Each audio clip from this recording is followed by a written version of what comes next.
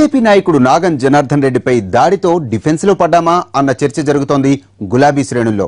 ప్రాజెక్టులకు సంబంధించి పనులను తప్పుదోవ పట్టిస్తున్నారని నాగం అధికార పక్షంపై ముందు నుంచి ధ్వజమెత్తుతూనే వస్తున్నారు. అయితే ఇన్నాళ్లు నాగం మాట్లాడితే పెద్దగా ప్రయారిటీ ఇచ్చే పరిస్థితి ఉండేది కాదు. అయితే పాలమూరులో ఆయన మీద దాడి జరగడంతో అందరి దృష్టి ఆయన వైపు మళ్లింది. దాంతో టీఆర్ఎస్ వర్గాల్లో దానిపై చర్చ మొదలైంది.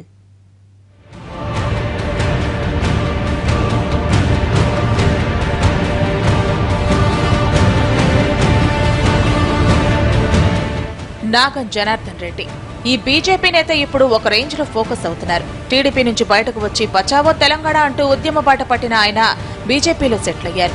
కాషాయ కండువా కప్పుకున్న నిన్న మొన్నటి వరకు బీజేపీ నేతలు కూడా ఆయనకు వెన్నుదన్నుగా ఉంటున్నట్లు కనిపించేది కాదు. ఆయన కూడా పార్టీ పరంగా వ్యక్తిగతంగా పెద్దగా ఫోకస్ అవ్వలేదు. అయితే ప్రాజెక్టులపై న్యాయ పోరాటం అంటూ మీడియా సమక్షంలో మాట్లాడుతున్న అఫైర్ బ్రాండ్ ని పాలమూరులో టీఆర్ఎస్ నేతలు అడ్డుకుని దాడికి పాల్పడటంతో ఒక్కసారిగా సీన్ మారినట్లు కనిపిస్తోంది.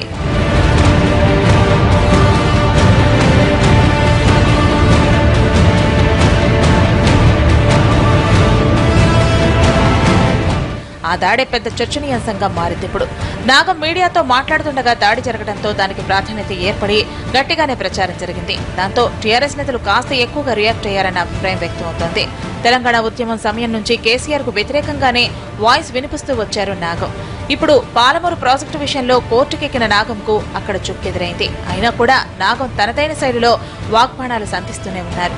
మరీ ముఖ్యంగా తిరిగి బీజేపీ జాతీయ కార్యవర్గంలో స్థానం సంపాదించాక ఆయన దూకుడు పెరిగింది.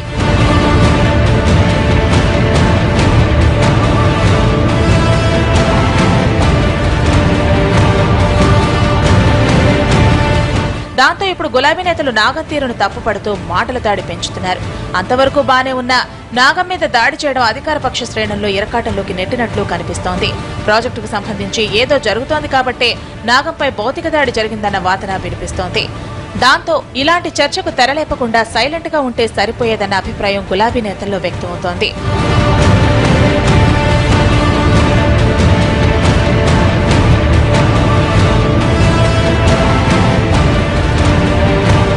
మరోవైపు నాగం ఏం మాట్లాడినా ఇప్పటి వరకు రియాక్ట్ అవ్వలేదు టీఆర్ఎస్ నేతలు. అయితే దాడి నేపథ్యంలో నాగం ఏం మాట్లాడినా ఎవరో ఒకరు స్పందించాల్సిన పరిస్థితిని చేతులారా కొని తెచ్చుకున్నామని తెగేదైపోతున్నారు ఆ పార్టీ నేతలు.